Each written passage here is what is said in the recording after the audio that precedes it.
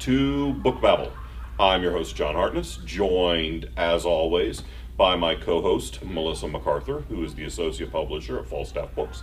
And joining us tonight, live from Atomicon 2019. As you can probably tell, since we haven't changed clothes for the last 5 videos, we don't have that kind of budget or really anywhere to change clothes in this hallway. Or clothes to change into. I mean, it's late night at a con. I mean, we could wear the curtains.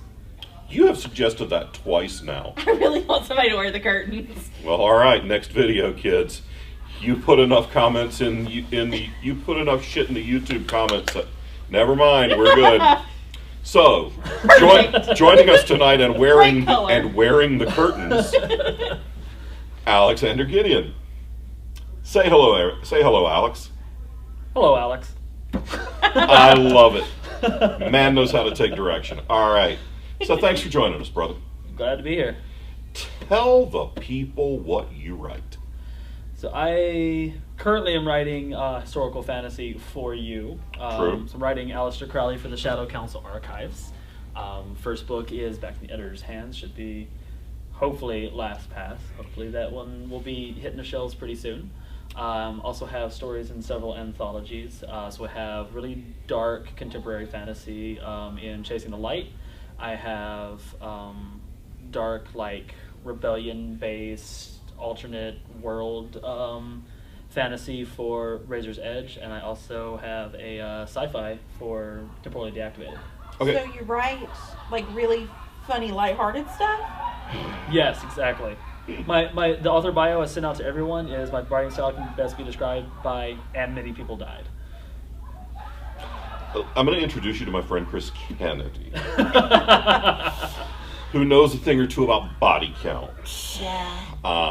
You know, I always have a low body count, but, like, we get to the end and most of the people are probably dead. Well, if you have a low character count, right? Exactly. And if there's only 8 characters and you kill 6 of them, that's 75%. Yeah.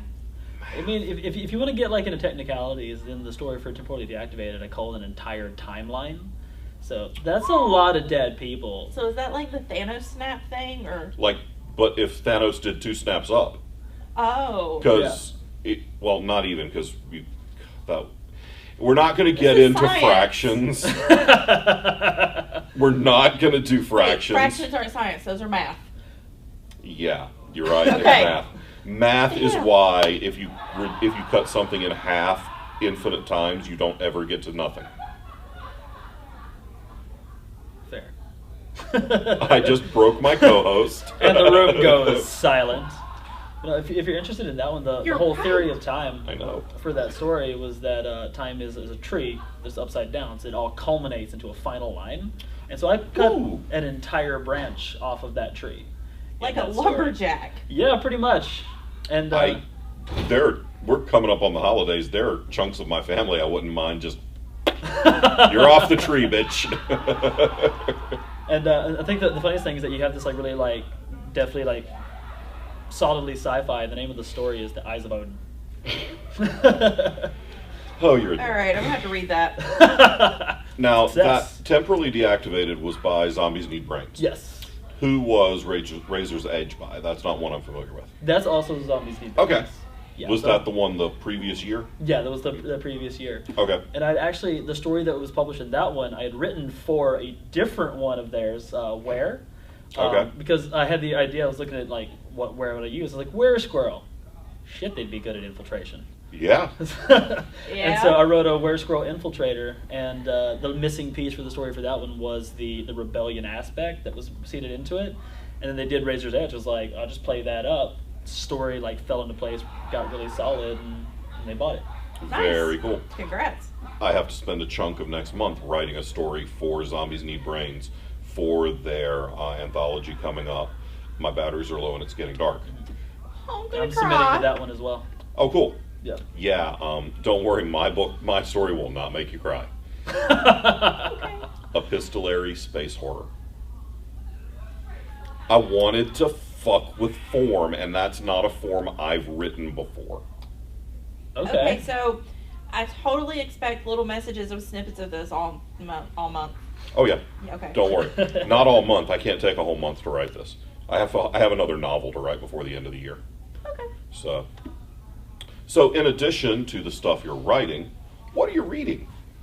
So the last book that I've been working through is Faith Hunter's newest release, Shattered Bonds. Okay. Just got a chance to it. In fact, on the way down, I set up my phone, got the audiobook, and was just listening to the audiobook That's awesome. on the way down.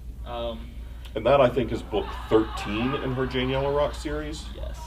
Yeah. Book 13. Those are really good. That's a good series. Oh, yeah. Yeah. And then other than that, I've been working back through a lot of the Shannara stuff for Oh, yeah? Terry Brooks. Okay. Just because seeing that he's going to be at RavenCon, I was just like, all right, I'm going to get through all of this.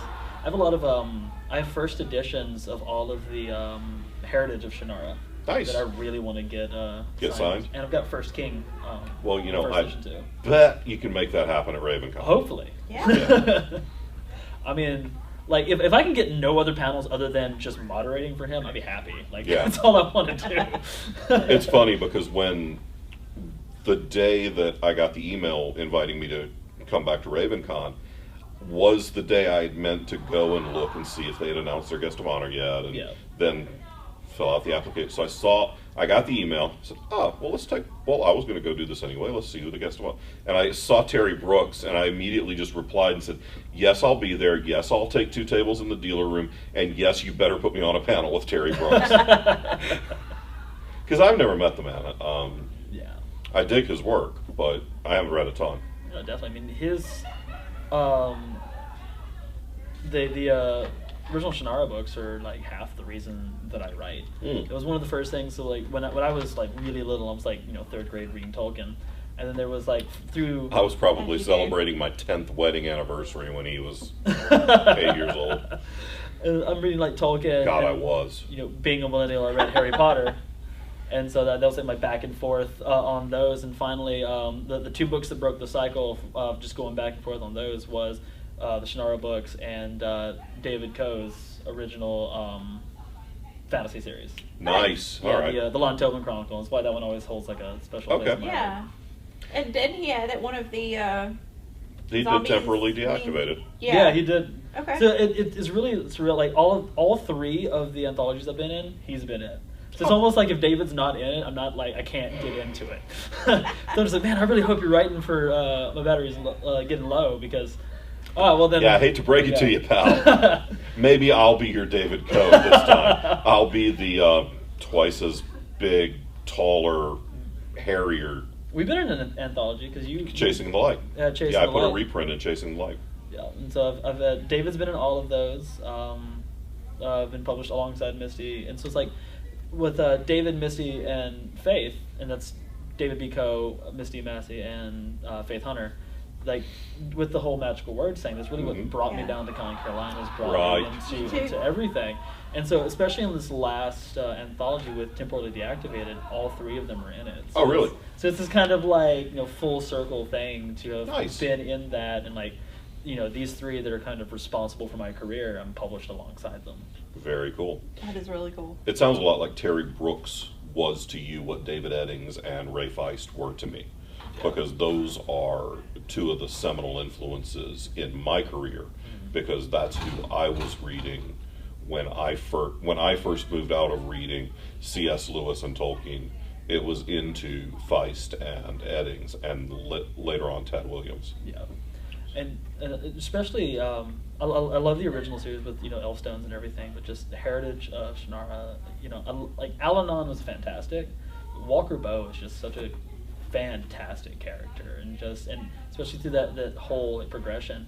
And then it was the weirdest thing of watching the show on it and seeing how like much they pronounced how it was post-apocalyptic. I never realized the whole series was post-apocalyptic until Heritage of Shannara, when they go to the city, and you can like, as the description is, I'm like halfway through them walking through the city, like that's like Chicago they're going through, like what the fuck.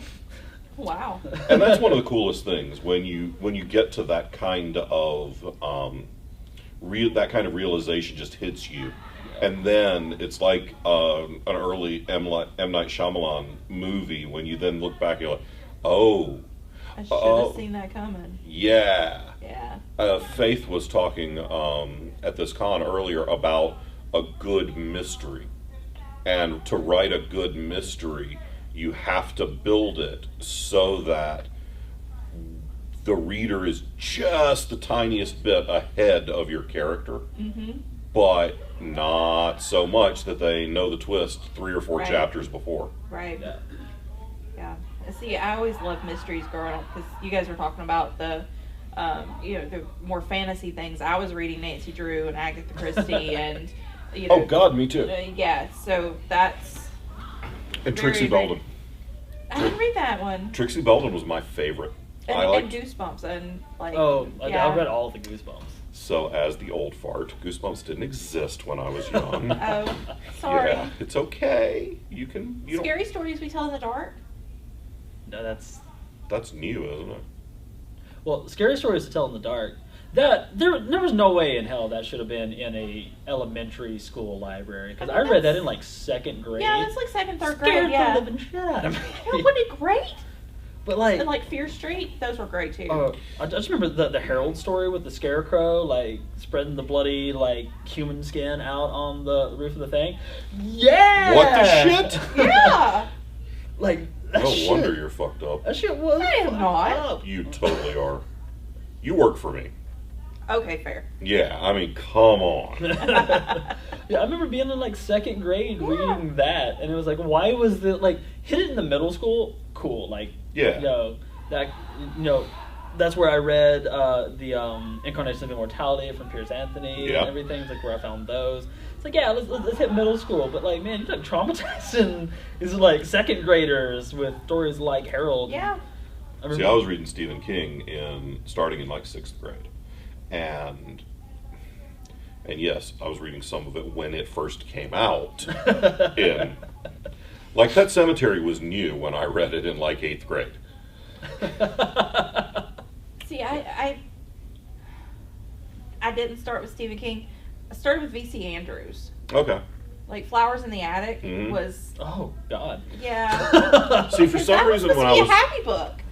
Because there are flowers. Right. Yeah. I get that. I was probably like 5th grade. I never read them because like the covers didn't really like. Well, because they were chick books. They were marketed as chick books. Yeah, and so but like I was like in 5th grade and Mom bought me the entire like set. And I'm just like, woo!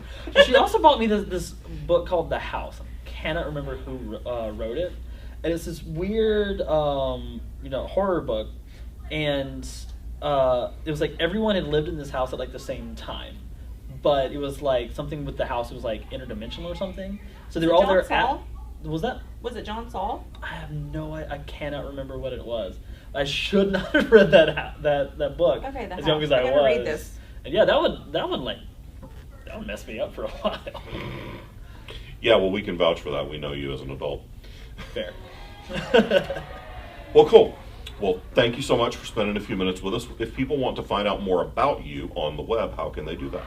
Easiest way is to follow me on Twitter. You can find me at Alexander Gideon. Find me on Facebook under the name Alexander G.R. Gideon. Pretty much if you search that name, you're going to find me. All right.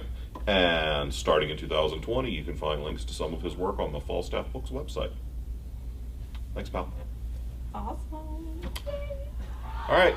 Thank y'all for hanging out with us for a few minutes, and we will see you soon.